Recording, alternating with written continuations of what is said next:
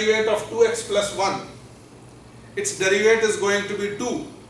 So you're going to say 2 is not there, but it's not difficult. I can put a 2 here and I can divide it by 2. So this is not going to change anything. Okay, this is not going to change anything. So my dt by dx is going to be 2, and hence dt is going to be 2dx. Now since this is a definite integral, as I said, you have to change the limits as well. And what is the recipe of changing the limit? Take your lower limit and substitute it into the x actually, in t. So when you're going to substitute x equal to 0, so if x equal to 0, your t is 2 times 0 plus 1, 1. So if your x equal to 4, your t is 2 times 4 plus 1, so it's going to be 9 actually. So your new integral now is really 1/2 0 1 to 9. Okay, and what are you going to say? 1 to 9 square root of t and dt, because 2dx will become dt actually. And now you know how to solve it actually. So you're going to say 1/2, so it's going to be t 1/2. Okay, it integral from 1 to 9 dt, so it's 1/2 t 3/2 and 2/3, and put the limit 1 to 9. So 2 will get cancelled, 1/3, substitute this, so you have 9 raised to 3/2 minus 1/3 1 raised to 3/2. And you can simplify actually that, 9 raised to 3/2 is going to be, so the 9 raised to 1/2 is going to be 3. So 3 power 3 is going to be 27, and this is going to be minus 1. So this altogether is going to give you 26 by 3. So you know how to do these simplifications actually. How to do these simplifications. Okay. So in all such problems, you have to simplify your integral in this manner, that when you are making substitution, solve the integral the way you do. The only thing that you need to do is that now when you are changing your variable and derivative, differential, change the limits also, and then solve the integral as you do, and then substitute the limits. Okay? Substitute the limits.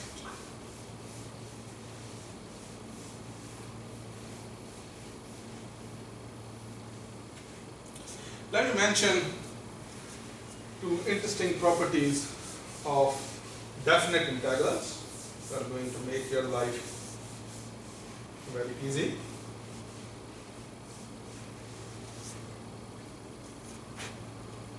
Okay.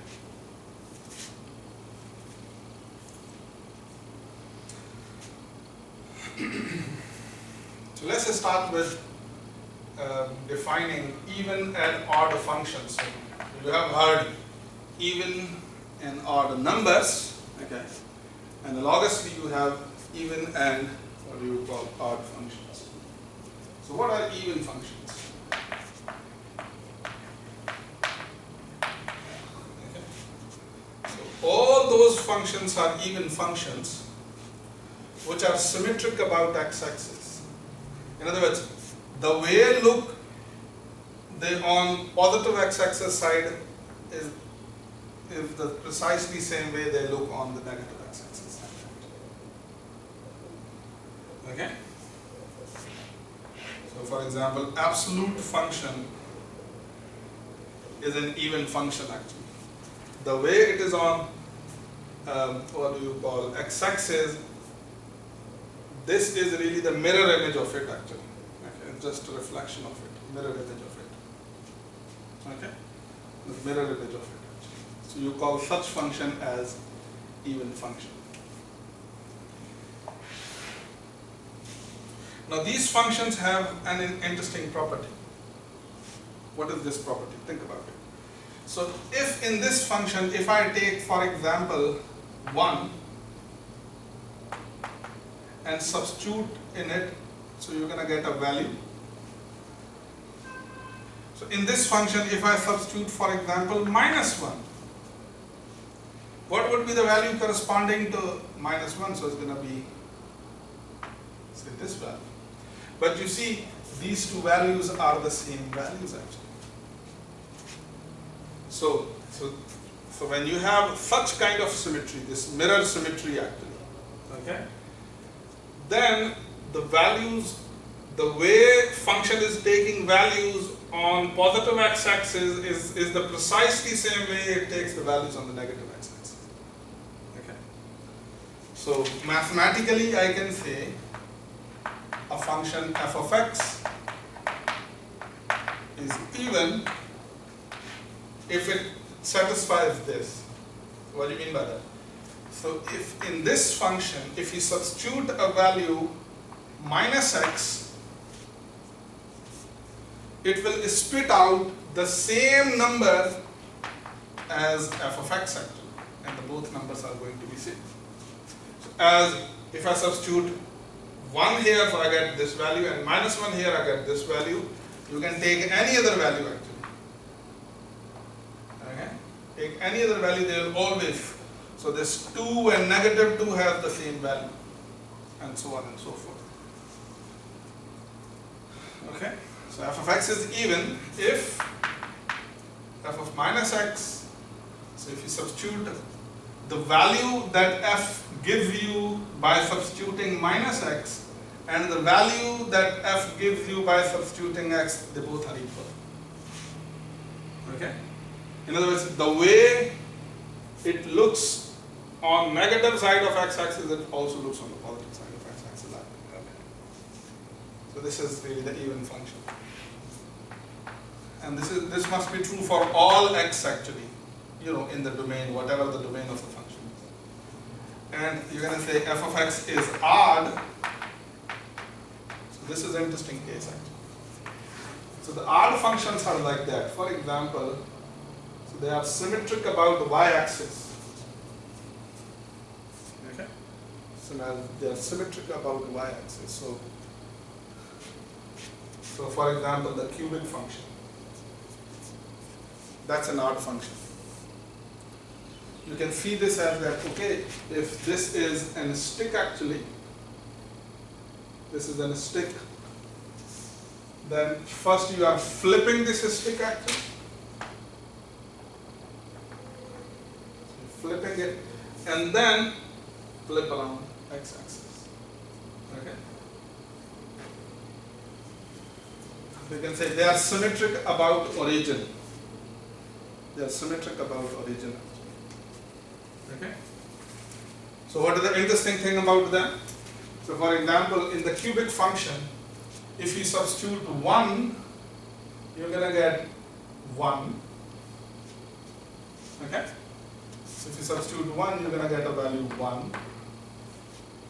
But in the cubic function, if you substitute, say, -1, you're going to get, what do you call, -1 actually.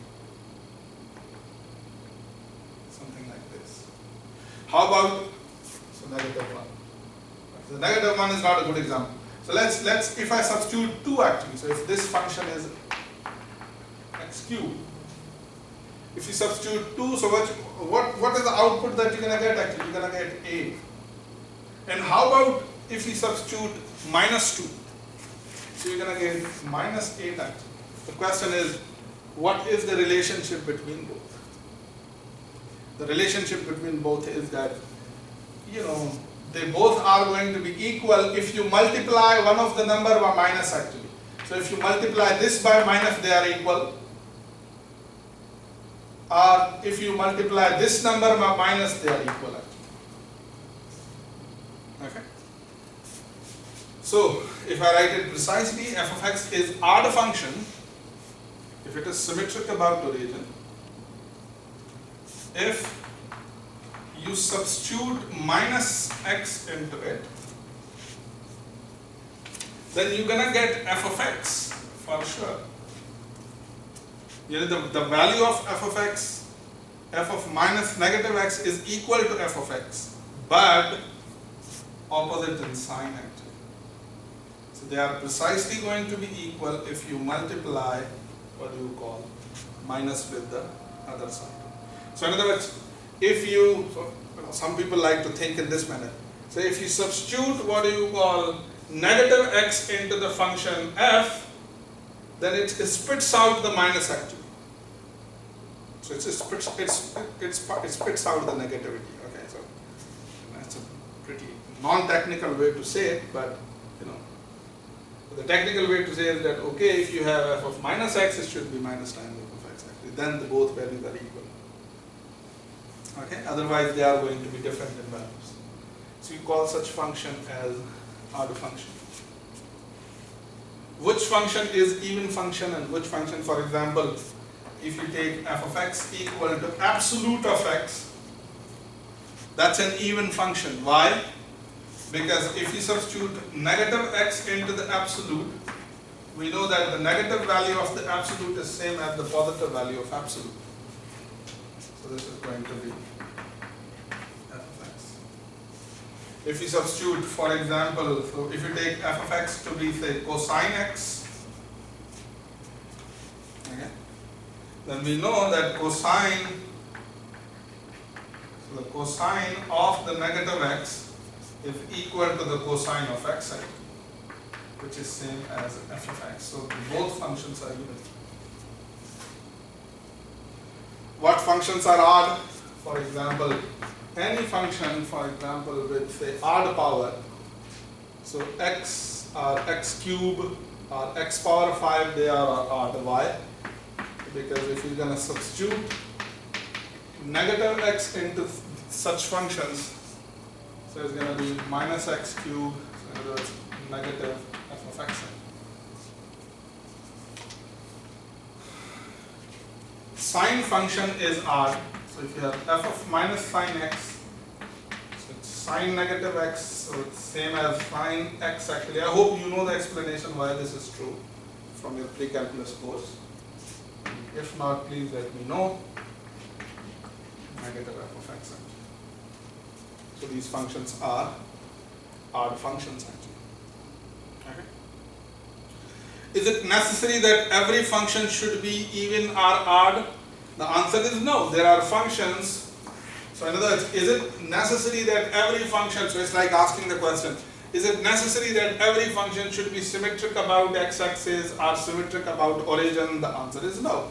Majority of functions are not like that. So if you take any other function, like this function is not symmetric either about x-axis, not about origin actually. So it's not odd function. For example, if you take f of x equal to e to the x, this function is neither even nor odd. Why? Because if you substitute f of negative x is going to be e to the negative x. Now neither these both are equal,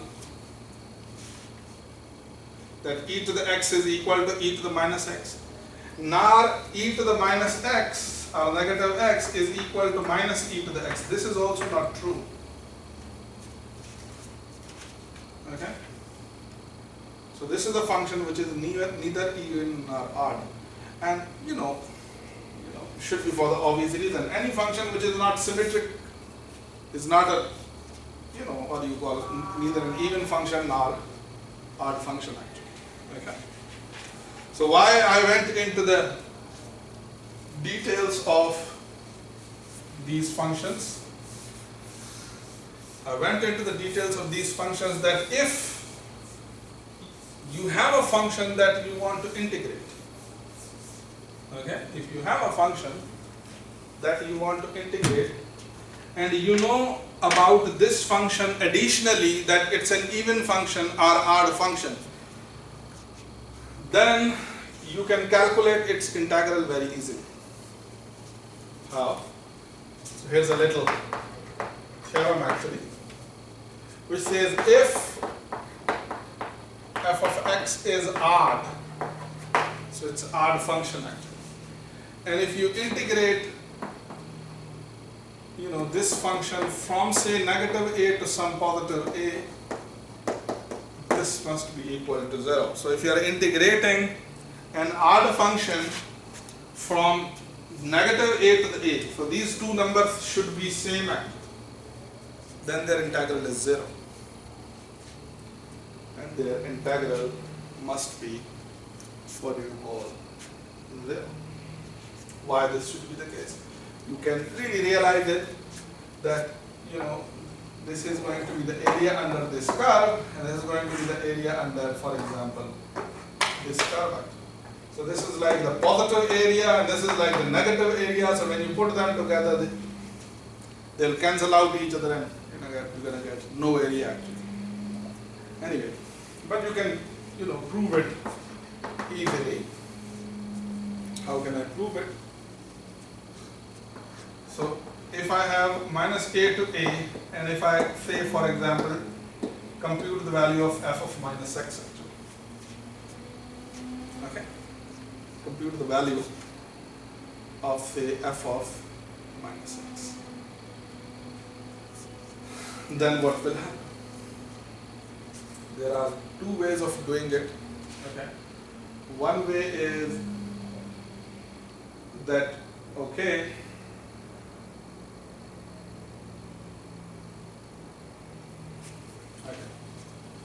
so there are, you can prove this result directly. So for example, if you make a replacement in this function by t equal to negative x, then what would be the dt by dx? Dt by dx is going to be minus 1, that is dt is going to be negative dx. Or you can say that dx is going to be negative dt. Okay? Dx is going to be negative dt. Now if I substitute this value here, substitute this value. By the way, you need to also put the limits. So if you have x, if your x is negative a, your t is going to be minus positive a. And if your x is positive a, then your t is going to be negative a. So after making the substitution of these limits, what you're going to get? So this f of x will become, what do you call, f of negative t, because if t is negative x, okay, if the t is negative x, then x is negative t, and the dx is negative dt. Okay, this is going to be negative dt, and this becomes, what do you call, the limit negative a will go to a and this will go to negative. So I hope these calculations are making a little bit of sense to you. Because why I'm doing it, because I want to exploit the oddness of the function actually. Now, if so this is like negative 1, so if you wish you can pull it out, and you have a to negative a, and this is what can I say? F is an odd function. So if it is odd, f of negative t, I can write this as negative f of t dt. So it will kind of spit out the negative sign. So this minus minus will become plus. So you will have a to negative a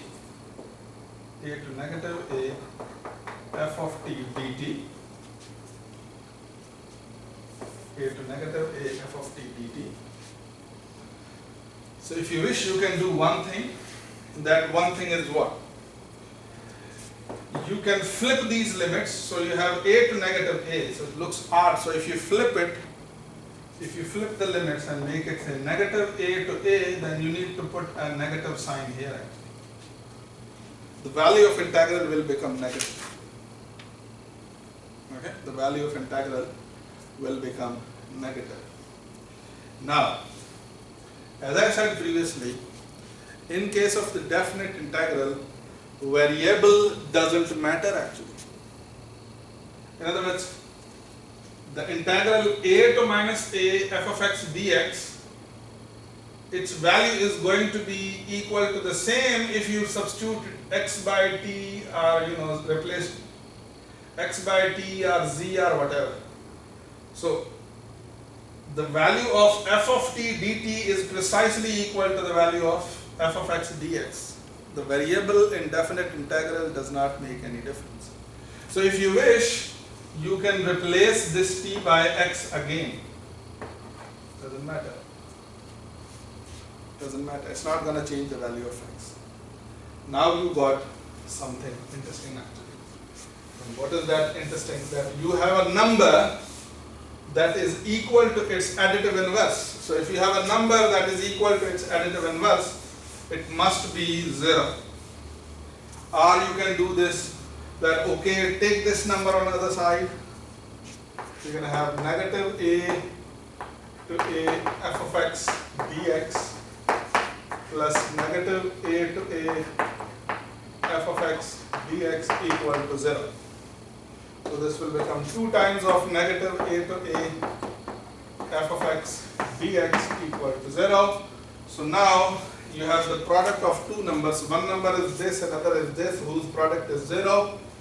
Then at least one of them must be 0. So 2 cannot be 0. So this means that this integral must be 0. In other words, you divide by 2, for example, you're going to get again 0.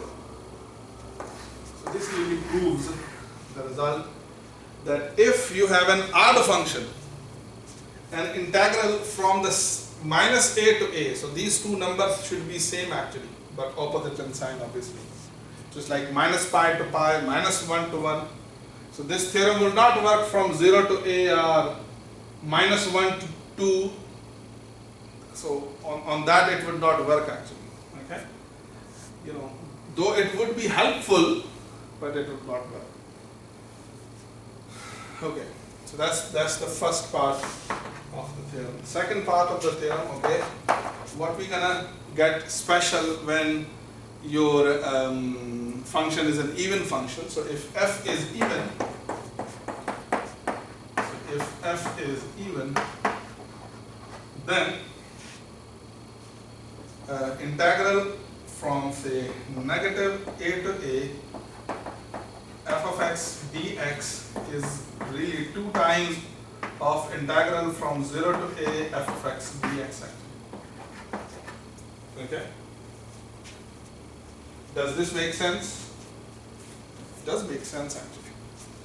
For example, if you see this even function,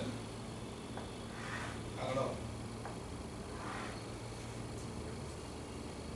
just mirror image actually, and you consider it from an interval, for example, negative a to a, this means that you have to sum up these two areas actually. Okay? This area and this area. But you see, these two areas are symmetric to each other. They are symmetric to each other. So if you know the area of one part, then area of this part is going to be precisely equal to this area actually. So in other words, if you want to find the total area, it is enough to compute one area and multiply it with the 2. Okay? Then you're going to get the entire area. So in other words, it makes your substitution simple actually, that okay, if you have to integrate over a bigger integral, okay, minus a to a, what you can do 2 times of 0 to a f of x dx. It's going to make your life way, way easy. Why this is true, we're going to do the same. Okay. Negative a to a and say f of x dx.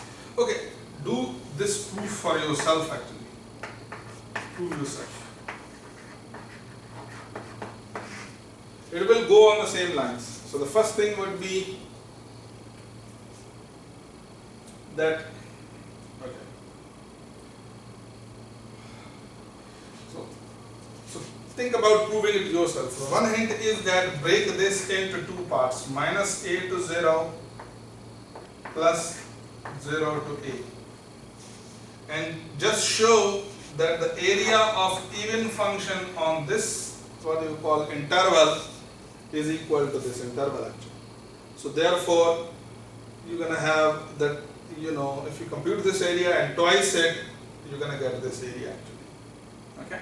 So just prove it for yourself. I'm leaving this for you to deal with it.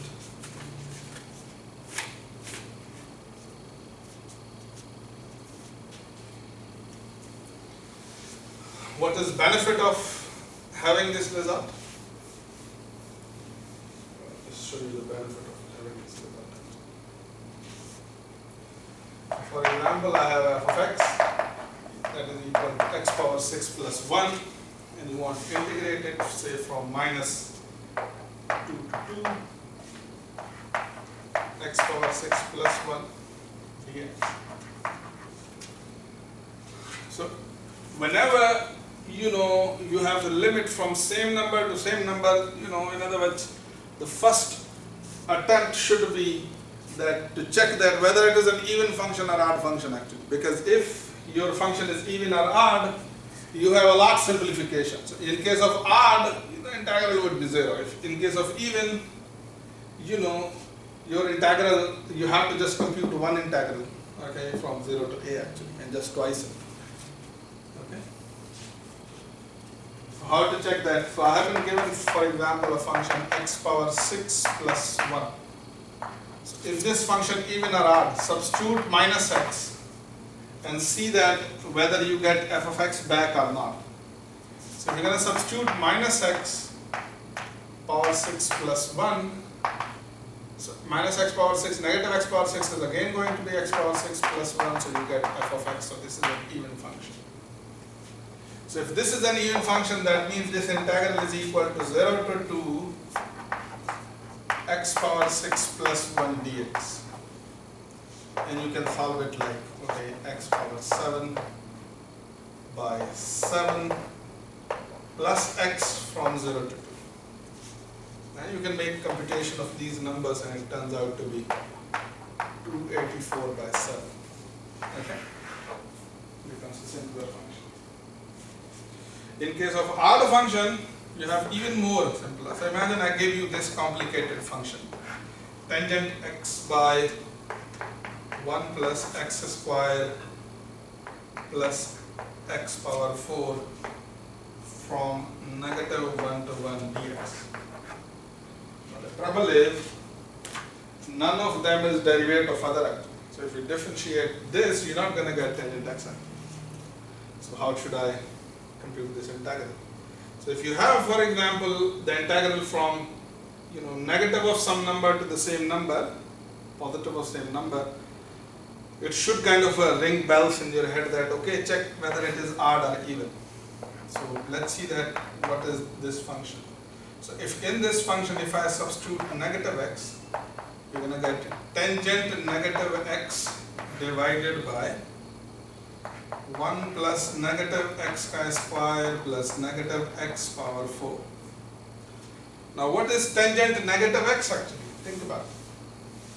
I know about sine that it's an odd function, and I know about cos that it's an even function. So in other words, I can compute tangent negative x as sine negative x divided by the cosine of the negative x. Sine spits out the negative and cosine swallows the negative. So this is going to be negative tangent x. So what does this show? So the numerator is going to be negative tangent x. The denominator is going to be 1 plus x square plus x power 4. So what you're going to get? So this is like you have negative f of x. So this is like an odd function. So if this function is odd, then its integral from -1 to 1, you don't have to compute, it's equal to 0. Okay? It's really equal to 0. So it should be this section.